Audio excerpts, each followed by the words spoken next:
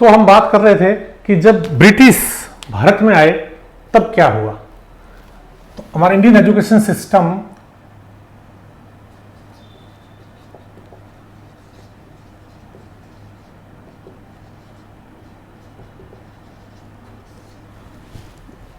भारतीय उपनिवेश के टाइम में जो हमारा समय हुआ, जो हमारा समय गुजरा, उसके बारे में हम बात करते हैं।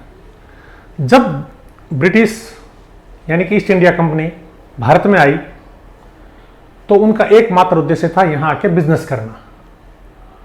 हाँ, जब इसे मैंने 4वीं से 6वीं शताब्दी की बात कही थी, उसके बाद में जो मैंने अलग अलग हैंडीक्राफ्ट बताए थे आपको कि भाई अलग अलग तरीके के हैंडीक्राफ्ट थे, जिसमें क्ले था, टेक्सटाइल था, स्टोन था, ऑर्नामेंट्स थे, मेटल था, वुड था। इस तरह के जो डिफरेंट टेक्सटाइल्स हमारे यहाँ काम, डिफरेंट टाइप्स ऑफ हैंडीक्राफ्ट्स हमारे यहाँ थे। 6वीं शताब्दी के बाद कुछ हुणों ने भारत पे शासन किया, कुछ व्यवस्थाएं गड़बड़ हुई। उसके बाद में 10वीं सेंचुरी पे देखते हैं तो जाके साउथ के अंदर बहुत अच्छा जो है विकास हुआ था, ठीक इसी पैटर्न पे। तो उस समय साउथ में बहुत अच्छे अच्छे मंदिर वगैरह इसी शताब्दी में, 10वीं 11वीं शताब्दी में भारत में बने थे। और साउथ जो है एक तरीके से इकोनॉमी का सेंटर बनने लग गया था। इस तरह से कभी कोई शासक आते थे, हमारा सारा नष्ट कर देते थे, कभी कोई शासक आता था जो चलाता था। परंतु गोल्डन एज गुप्त वंश के टाइम में था। बाद में कुछ हद तक हमारा 10वीं 11वीं शताब्दी में साउथ में भी अच्छा काम हुआ। बात आती है कि अंग्रेजों ने ऐसा क्या किया। भारत पे तो अलग अलग टाइम में आक्रमण हुए और जो भारत का जो भी चलता था, इकोनॉमी चलती थी या व्यापार चलता था, उनको वो कई दफे नष्ट कर देते थे, कई दफे अपने हिसाब से उसको मोड़ देते थे। पर अंग्रेजों ने एक ऐसी चाल खेली कि उसके बाद से आज तक हमें उठने में समस्या आ रही है। उन्होंने क्या नया काम किया, जब वो भारत में आए तो उन्होंने देखा कि भारत में बहुत हद तक आदमी अपने काम से सेटिस्फाइड है, अपना काम अच्छा कर रहा है, सब अच्छे अच्छे अपना जो है काम धंधे में लगे हुए हैं। तो उन्होंने एक सबसे पहला काम किया कि भारत का जो सूती वस्त्र उद्योग है इसको कैसे नष्ट किया जाए, या और हस्तकला के जो भी ये हैंडीक्राफ्ट के आइटम जो थे, व्यवसाय थे, जो ट्रेड्स थे, इनको किस तरीके से उनको नष्ट करें। इसके लिए उन्होंने क्या किया कि सबसे पहला काम तो उन्होंने किया कि जो भी मार्केट रेट थी उससे 15 to 40% लेस पे उन्होंने चीज खरीदनी शुरू की। उन्होंने कहा कि जो आपकी मार्केट रेट है उससे इतने में हम कम में लेंगे। और उन्होंने जो है बाकी यदि कोई नहीं देता था तो उसके ऊपर वो अलग अलग तरीके के अपने जो भी पॉलिसीज लगा के और उनको परेशान करते थे। जब जनता को पैसा कम मिलना शुरू हुआ, कारीगरों को पैसा कम मिलना शुरू हुआ, तो कारीगरों में निराशा पैदा हुई। उन्होंने, कुछ लोगों ने काम किया, कुछ ने काम करना ही छोड़ दिया। तो धीरे धीरे हमारे व्यवसाय इसी जो है कम होते गए, परंतु फिर भी नष्ट नहीं हुए। अंग्रेजों ने तो कभी सोचा नहीं था कि वो भारत छोड़ के जाएंगे। वो भारत का कपास उठा के ले जाते, जब तक वहां पे मशीनीकरण भी हो गया था। हमारे यहाँ पे इतना मशीनीकरण का विकास नहीं हुआ था, तो मशीनों के द्वारा जो चीज बनाई जाती थी वो थोड़ी सस्ती पड़ती थी। वो यहाँ से जो है ये रॉ मटेरियल, कपास वगैरह या और भी हैंडीक्राफ्ट का आइटम का रॉ मटेरियल जो बहुत ही सस्ते भाव में वहां ले जाते और वहां से मशीनों में करके वापस इसी मार्केट में बहुत महंगे भाव में बेचते थे। इसका फर्क क्या पड़ा कि स्थानीय कारीगर तो सारे बेरोजगार होने लग गए। क्यों कि उनकी चीजें जो है उनको जो पहले भाव मिलते थे वो भाव नहीं मिल रहे हैं। करीबन 35 से 40% भाव, 15 से 40% भाव उनके कम हो गए। लोगों ने काम करना भी छोड़ दिया। तो अब क्या करें? उन्होंने क्या किया कि एक तरफ तो उन्होंने लोगों को हतोत्साहित किया कि भाई आप लोग हमारे से ही चीजें खरीदो, खुद मत बनाओ। यहां तक भी ठीक था, क्योंकि किसी दिन अंग्रेज चले जाते, लोग वापस अपना काम शुरू कर देते। परंतु उन्होंने उन्होंने जनता के दिमाग में एक ऐसी भावना पैदा करने की सोची कि यहाँ के लोग काम करें ही ना, उनको काम करने में शर्म महसूस हो।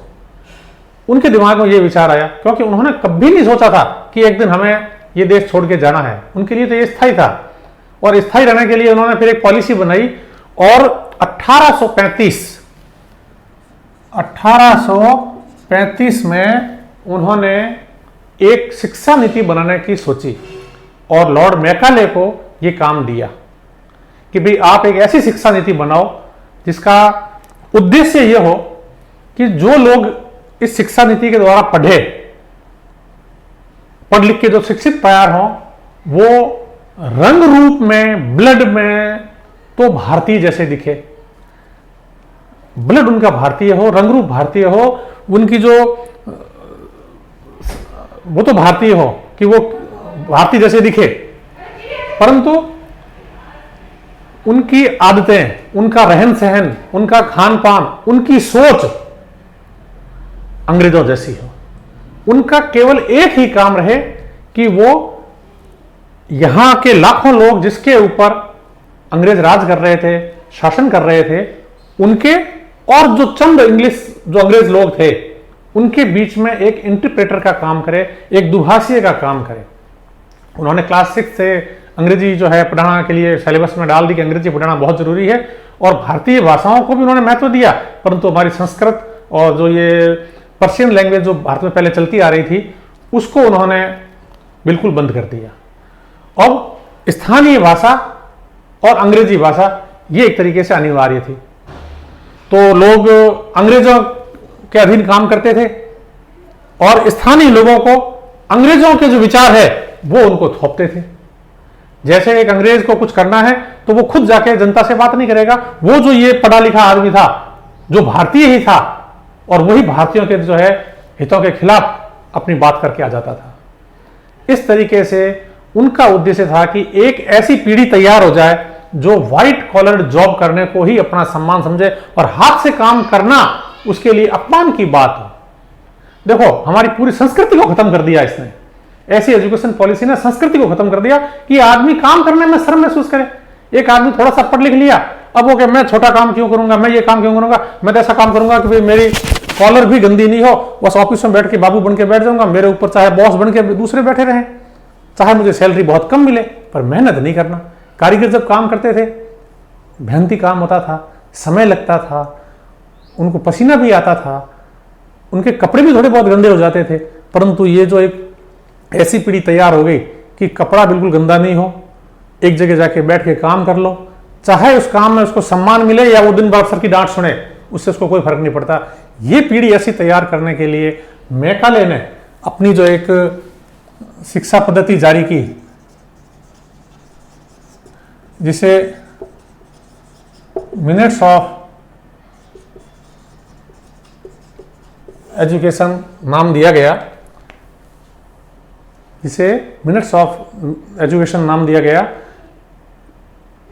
उसके अंतर्गत हमारे लोगों के अंदर ये भावना घुस गई कि अब हमें कोई भी ऐसा काम नहीं करना है जो ज़्यादा मेहनत का हो, हम बस पढ़ लिख के डिग्री लेके और छोटी मोटी जॉब कर लेंगे परंतु खुद का व्यवसाय नहीं करेंगे। यहीं से ये भारतीय जो हैंडीक्राफ्ट था, चाहे भारतीय लोगों की जो मानसिकता थी जिसमें वो मेहनत करके पैसा कमा सके, वहाँ से वो गिरनी शुरू हो गई।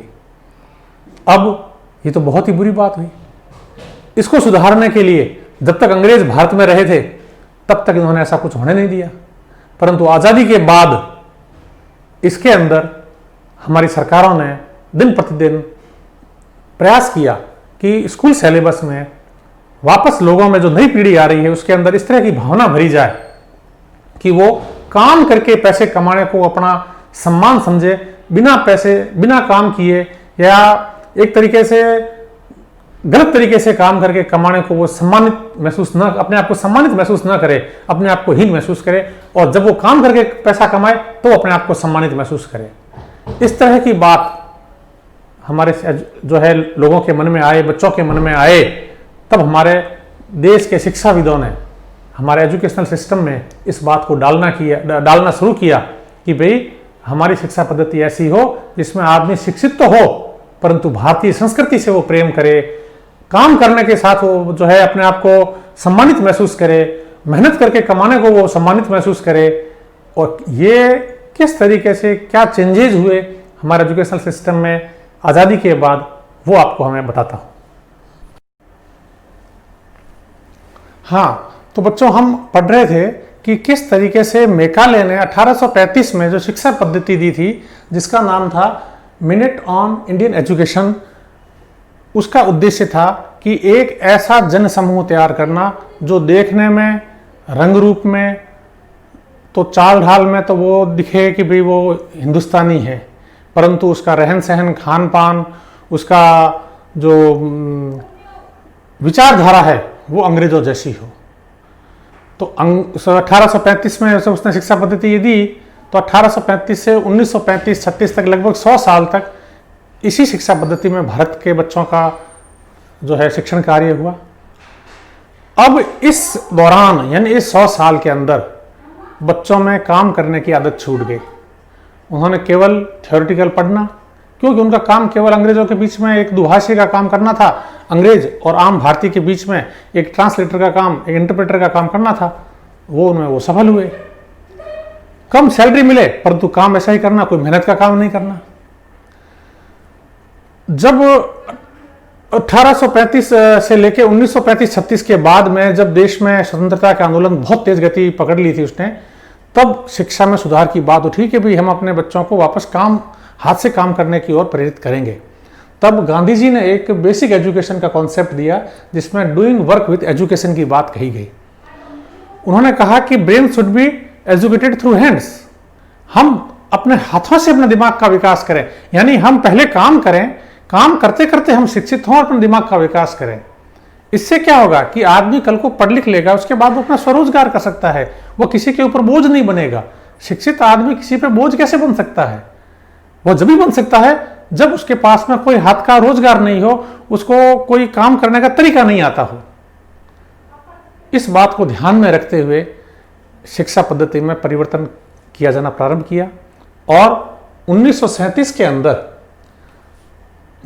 जाकिर हुसैन साहब की अध्यक्षता में एक कमेटी बनी शिक्षा में सुधार की, जिसने बेसिक एजुकेशन में क्राफ्ट एजुकेशन को स्वीकार कर लिया गया कि बच्चा स्कूल पढ़ते पढ़ते क्राफ्ट के द्वारा अपना कुछ न कुछ काम हाथ से करेगा, ताकि धीरे धीरे उसमें काम करने की प्रवृत्ति उत्पन्न हो। देश आज़ाद हुआ 1947 को। 1947 को जब देश आज़ाद हुआ तो हमारे पहले शिक्षा मंत्री बने मौलाना अबुल कलाम आज़ाद साहब, भारत के पहले शिक्षा मंत्री जो 15 अगस्त 1947 से 22 फरवरी 1958 तक रहे। बहुत ही शिक्षाविद थे। उन्होंने अपने टाइम में भारत में बहुत ही शिक्षा में प्रचार प्रसार, शिक्षा में उन्नति का कार्य किया। उनका जन्म हुआ था 11 नवंबर 1888 को, और 1888 को जो उनका जन्म हुआ था 11 नवंबर को, इसी 11 नवंबर को उनकी याद में 2008 से राष्ट्रीय शिक्षा दिवस नेशनल एजुकेशन डे के रूप में मनाया जाता है। बच्चों, हम जो ये अध्ययन कर रहे हैं कि हमारे शिक्षा में किस तरीके से परिवर्तन हुआ, किन लोगों का शिक्षा में बदलाव के लिए बड़ा बड़ा योगदान रहा, हम उसके बारे में अध्ययन करने जा रहे हैं। इसके बाद 1947 में देश आज़ाद हो गया। देश आज़ाद होने के बाद में बात उठी कि शिक्षा में सुधार किया जाए, नेशनल एजुकेशन पॉलिसी बनाई जाए। उस पॉलिसी के अंतर्गत बच्चों को इस तरह की शिक्षा दी जाए कि वापस बच्चे हाथ से काम करने को सम्मानित महसूस करें। देश के अंदर एक ऐसी संस्कृति पैदा हो, एक ऐसा माहौल पैदा हो कि कारीगर का, यानी कि जो लेबर है, जो हाथ से काम करना है, जो एक अच्छा कुशल कारीगर है, उसका सम्मान हो समाज में, और लोग उसको हे दृष्टि से ना देखें। लोग अपना स्वरोजगार खोले, अपनी आवश्यकताओं की चीजों को खुद बनाए, गांव का विकास करे, शहर का विकास करे, देश का विकास करे। ऐसी संस्कृति पैदा हो, इसके लिए बात चली कि भी देश में एक नेशनल एजुकेशन पॉलिसी होनी चाहिए। उसका मूल उद्देश्य क्या हो? मूल उद्देश्य हो कि बच्चों में, देश के जो बच्चे हैं, देश के जो लोग हैं, उनके अंदर इस तरह का एक एजुकेशन सिस्टम डेवलप करना ताकि उनके अंदर श्रम के प्रति सम्मान की भावना रीस्टोर हो। यानी कि जो पहले गुप्त वंश में जो हमने कहा था कि भारत में श्रम को जो है एक सम्मान की दृष्टि से देखा जाता था, वो भावना वापस पैदा हो उनके अंदर। ये एलिमेंट्री टू कॉलेज एजुकेशन के लिए भी कार्य करनी चाहिए ये पॉलिसी।